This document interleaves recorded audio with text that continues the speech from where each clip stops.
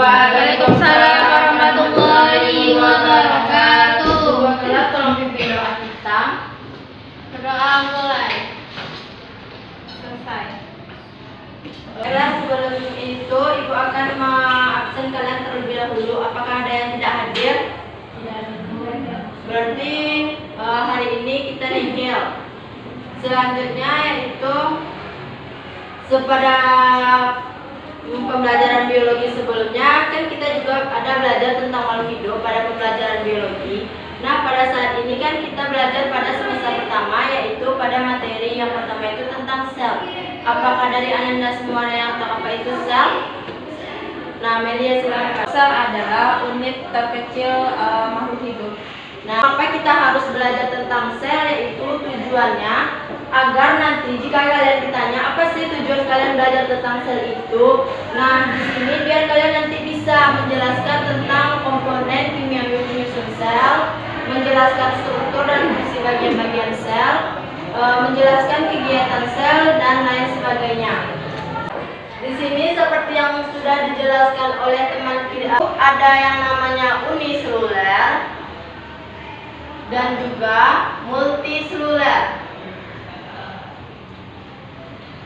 Uniseluler ini yaitu dia hanya terdiri dari satu sel saja. Apakah ada yang tahu contoh dari?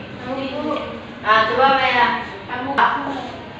Mengapa di sini amuba? Karena amuba itu dia bisa membelah dirinya sendiri. Jadi dia tidak perlu ada bantuan sel yang lain. Sedangkan multiseluler ini terdiri dari beberapa sel.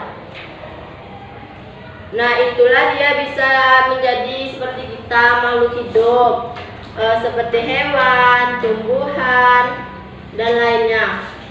Nah, di sini berdasarkan ada dan tidaknya membran inti, sel ini tadi juga terbagi lagi menjadi dua, yaitu prokariotik dan eukariotik. Nah, di sini apakah ada yang tahu tentang prokariotik dan eukariotik ini? Nah, jika tidak ada, ibu akan jelaskan itu prokariotik ini dia tidak memiliki membran inti, sedangkan eukariotik dia memiliki membran inti. Apakah sampai sini paham? Nah, apabila sudah paham, bisa kalian membuat dua kelompok dan kalian membuat suatu proyek dari sel prokariotik dan eukariotik ini untuk suatu gambar, entah itu gambar, pokoknya kalian desain sebagus mungkin bagaimana bentuk sel prokariotik ini, sedangkan untuk kelompok dua yaitu eukariotik. Karena nanti di minggu depan akan kita jelaskan kembali, satu orang per kelompok menjelaskan ini ke depan. Jadi untuk sekarang kalian diskusikan dulu. Apabila ada pertanyaan, silahkan kepada Revi. Batas waktu pengumpulannya kapan, Bu? Nah ya, untuk batas waktu pengumpulannya ibu kasih tenggat waktu kalian 1 minggu. Jadi otomatis pertemuan materi selanjutnya atau pertemuan minggu depan kalian sudah harus siap membuat tugas ini kelompok 1 maupun kelompok 2. Mengerti? Apakah dari kelompok lain ada yang ingin dipertanyakan? Tidak, Bu. Silakan media. Itu tugasnya dalam bentuk apa ya, Bu? Nah, tugasnya ini dibuat di dalam bentuk karton.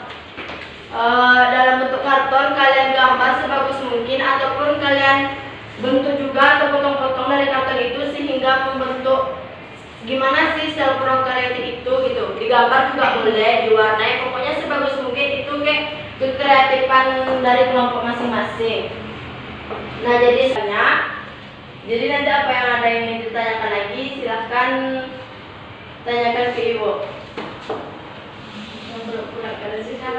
Karena waktu kita juga sudah habis, kalian lanjutkan diskusinya di rumah dan tolong ini buat proyek tadi jangan sampai lupa untuk minggu depan. Apabila ada lagi yang ingin ditanyakan ke Ibu atau keraguan, bisa kalian chat di WA group ataupun chat pribadi Ibu. Lebih dan kurang, Ibu mohon maaf. Wabillahi taufiq wal hidayah. Wabarakatuh. Waalaikumsalam warahmatullahi wabarakatuh.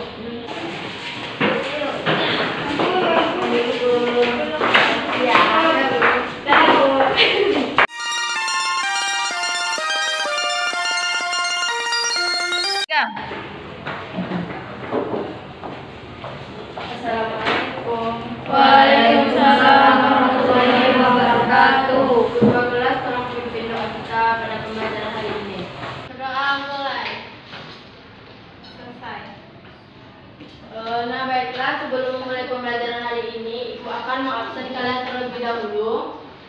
Yaitu di sini apakah ada yang tidak hadir? Hadir semua, Bu. Nah, bagus. Semoga kedepannya juga seperti ini ya. Nah, baiklah, apakah Ananda semua sudah mengerjakan tugas proyek yang Ibu berikan minggu kemarin? Sudah, Bu. Nah, jika sudah, tolong kalian satu orang per kelompok menjelaskan ke depan hasil presentasinya. Bisa dimulai dari kelompok 1 yaitu prokaryotik. Silahkan teruskan. Baiklah, Assalamualaikum warahmatullahi wabarakatuh. Baiklah, di sini saya perwakilan dari kelompok 1. Ini merupakan hasil dari tugas yang diberikan Ibu, bahwa rasanya sel prokaryotik ini terdapat strukturnya, yakni ada kapsul, dinding sel, membran sel, sitoplasma, ribosom, pili, dan juga flagellum dan nukleus. Sekian yang dapat saya sampaikan. Terima kasih. Wassalamualaikum warahmatullahi wabarakatuh. Nah, baiklah, karena kelompok 1 sudah presentasi ya, dari tugas proyeknya sudah bagus, kerapiannya sudah, dalam mendesainnya juga kreatif. Selanjutnya itu mungkin dilanjutkan dengan kelompok 2 yaitu sel eukariotik. Assalamualaikum warahmatullahi wabarakatuh. Waalaikumsalam warahmatullahi wabarakatuh. Kami dari kelompok 2 akan mempresentasikan hasil diskusi kami, yaitu dari sel eukariotik. Di sini terdapat struktur sel eukariotik yang terdapat pada retikulum endoplasma, kasar, ribosom, retikulum endoplasma, halus, mitokondria, nukleoplasma, nukleus, membran inti, aparatus Golgi, sentriol, lisosom, sitoplasma, dan membran sel. Sekian dari kelompok 2. Karena untuk kelompok 2 juga sudah bagus, juga sudah kreatif dalam membuat proyek yang Ibu tampilkan. Nah, di sini mungkin di sini ada dari kelompok yang mau ditanyakan lagi dari teman yang presentasi tadi. Tidak, Bu.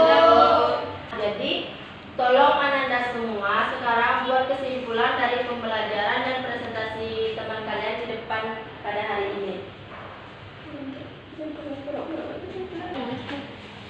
Pura-pura aja ngetik-ngetik abim.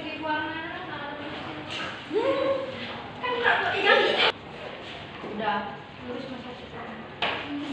Lagi mah di situ ada ujung kita. Sudah selesai, yaitu di sini dapat Ibu simpulkan atau menarik poin-poin yang penting dari materi minggu kita kemarin dan minggu kita hari ini, yaitu di sini poin-poinnya bisa kalian nanti untuk menambahkan kesimpulan kalian yang kurang, bisa dibuat pengertian sel, pembagian dari sel tadi, apa contoh dari sel-sel uniseluler dan seluler, dan itu apa yang mendasari perbedaan dari sel prokaryotik dan eukaryotik. Nah, mungkin sekian pembelajaran kita hari ini. Kita lanjutkan untuk materi kedepannya pada minggu depan. Lebih dan kurang Ibu mohon maaf. Wabillahi taufiq wa hidayah. Wassalamualaikum warahmatullahi wabarakatuh. Waalaikumsalam warahmatullahi